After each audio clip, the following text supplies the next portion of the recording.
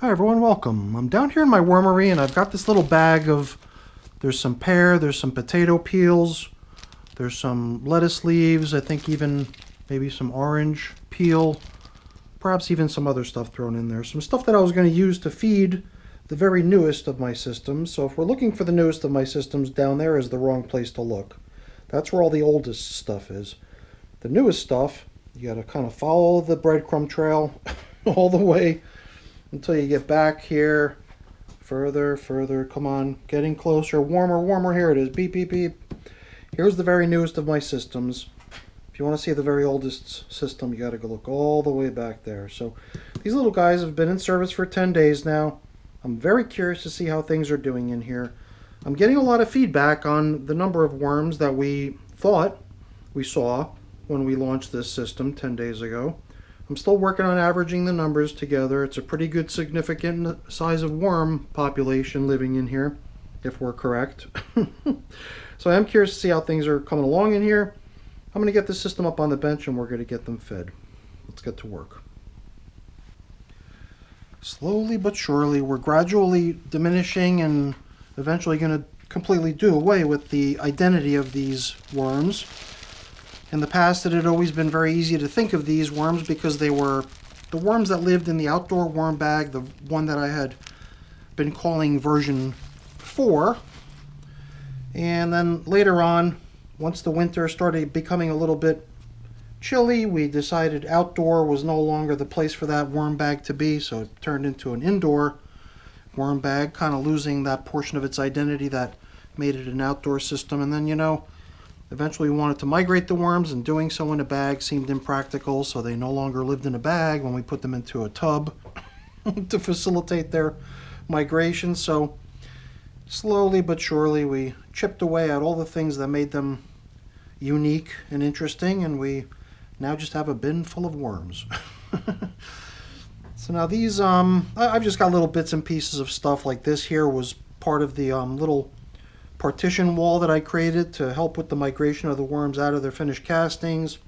Just figured I'd bring this stuff along. It's kind of good because I don't have any coffee. The coffee would normally be used as an indicator to show where we last fed, but that cardboard's going to continue to do a good job serving that function.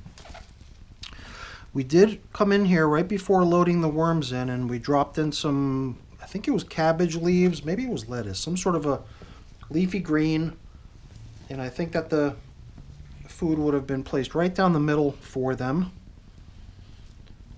There is a lot of casting material up here on the very top surface, interestingly enough. I don't think I'm bumping into anything that resembles leftovers of the last feeding, which was their first feeding. Oh, maybe I spoke too soon. There was this stuff here, cabbage. I'm just wondering if am I going to start to be able to smell the distinct stinky cabbage odor? I wonder how much of it's left. I think that was the only stuff that was put in here. And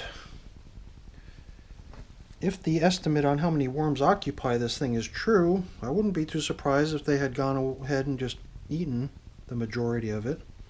But I mean, if we found a piece of material this big, chances are we're going to find others, similar pieces to it, I would assume. I really did keep to my sort of new mission in terms of wanting to utilize the space in my systems a little bit more thoroughly instead of having a lot of empty, unused space. I've been wanting to run my systems much closer to capacity, and we certainly did that here, because I'm finding it very difficult to pile stuff up on the two sides of this opening that I'm trying to create for today's feeding. Just kind of feels like I'm going to pour stuff over the edge, so I don't know if I'm going to be adding any bedding today. I think in a brand new system like this, there's plenty of bedding just from the initial build of the system. So at some point when I think we've got a safe level to work within, maybe we'll think about coming in here with more bedding materials. But for right now, I feel like we're kind of at the limit of this container's storage capacity. So why don't we just leave it at that? I'm just really surprised at how much material in here appears to be castings for a brand new bin, considering worms were placed in here only, 10 days ago. That's the one thing about this whole system that really confuses me. Unless all I'm seeing is sort of leaf litter, I did, use a lot more leafy material in the build of my bins recently. And perhaps that's all I'm seeing is just an abundance of stuff that used to be leaves, or might even still be leaves, but small particles of it left over. But if it's not, and if it's really all castings that are starting to pile up already at this pace, then that's pretty cool. So then we've got ourselves a really, really capable system here that's going to just plow through stuff. And to find a big piece of leftover leaf like this, I guess, surprises me, I gotta admit. Although I know more than this must have been placed in here, making me wonder how is it that this one particular little piece survived. So, you never know. Sometimes there's just mysteries when it comes to the worm bins. So here we've got some pear. The rest of the brown stuff down low is potato.